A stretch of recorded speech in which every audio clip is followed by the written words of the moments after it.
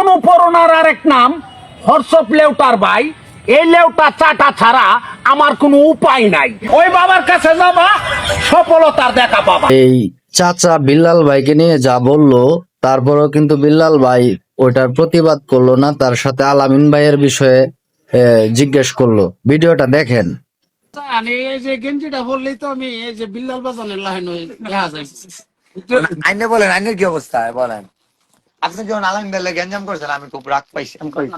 আলামিন ভাই লোক খারাপ না। না শুনেন, আলামিনে বলছে আমারে 3টা ভিডিও করেন, 3টা ভিডিও যদি দিন ভাইরাল হয় আপনাকে প্রাইভেট চিকিৎসা করবো, 50,000 60,000 বুঝি না, আমি প্রাইভেট চিকিৎসা করবো।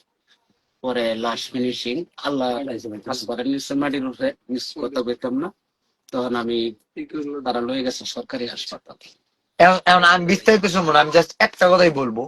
একটা মানুষ উপকারের কথা বললো, সে ধরনের উপকার করলোই না, কিন্তু তার নামে বদনাম তো করার উচিত না। না, বদনামটা করছি কে লাগে, হেজে বলে আমার কইছে যে সে আজাল বেজাল খা। এই আমার না, আমি তো দেখছি আপনি আগে কথা বলেছেন। না না, আমি আলামিন ভাই রে আমি যতটুকু পার্সোনালি চিনি খুব ভালো মানুষ। এখনো তো আমি কই বললাম, এরপরেও তো আমি তার সাথে সাক্ষাৎ করি। না, ওর সাথে আমার একদিন কথা হইলো, বিল্লাল ভাই তুমি কয়টা ই লাগবে তোমার, তুমি